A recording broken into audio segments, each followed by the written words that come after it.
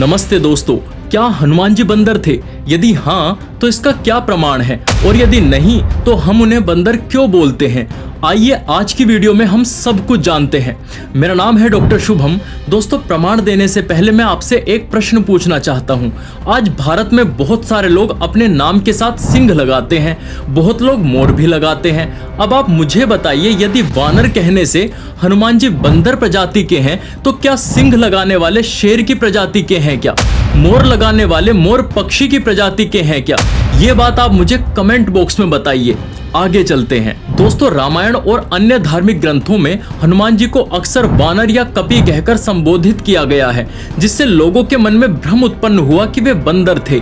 परंतु जब मैंने वाल्मीकि रामायण का अध्ययन किया तब यह स्पष्ट होता है कि हनुमान जी और उनके साथी बंदर नहीं बल्कि एक विशेष मानव जाति के सदस्य थे, जिसे वानर कहा जाता था। मैं आपको कुछ प्रमाण देता हूँ। हनुमान जी एक महाबली, पराक्रमी, वेदों के ज्ञाता और संस्कृत के प्रखर पंडित थे। जब राम जी और लक्ष्मण जी हनुमान जी से सबसे पहली बार मिले तब लक्ष्मण से राम जी ने कहा था, नूनम व्याकरणम कृत्स्नम अनेन बहुधा श्रुतम बहु व्याहरतानेन न किंचिद अपशब्दितम। अर्थात, हे लक्ष्मण, इन्हें संस्कृत व्याकरण का बहुत अभ्यास है। मुझसे संस्कृत में बात करते हुए एक भी शब्द इन्होंने अशुद्ध नहीं कहा। अब आप बताओ, क्या बंदरों में वेदों का ज्ञान होता है? और क्या बंदरों में संस्कृत बोलने की क्षमता होती है क्या?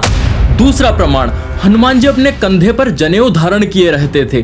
कांधे मूंज जनेऊ साजे, जो केवल मनुष्यों में ही पाया जाता है। हनुमान जी के दादा का नाम प्रहलाद विद्याधर था। उनके पिता का नाम पवन और माता का नाम अंजनी था। बंदरों में नामकरण की कोई परंपरा नहीं होती, लेकिन हनुमान जी का नामकरण संस्कार उनके माता पिता द्वारा किया गया था। वाल्मीकि रामायण में वानर जाति के पुरुषों को आर्यों के वंश से संबंधित बताया गया है।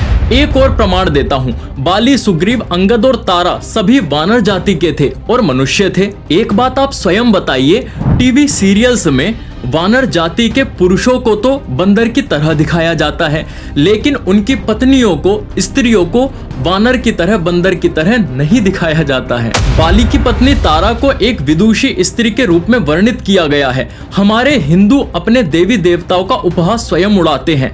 हनुमान जी बंदर थे, श्री कृष्ण जी माखन चोर थे, भगवान शिव नशा करते थे। आप स्वयं सोचो, क्या ऐसा विधर्मियों में भी है क्या? क्या उनके लोग अपने किसी ऐसे व्यक्ति का मजाक उड़ाते हैं क्या? नहीं, क्योंकि वे अपने धर्म की रक्षा करते हैं। लेकिन हम अपनी संस्कृति का मजाक उड़ाते हैं। इसलिए अपने देवी देवताओं और महापुरुषों का मजाक उड़ाना बंद कीजिए और अपनी संस्कृति पर गर्व कीजिए। जय बजरंगबली।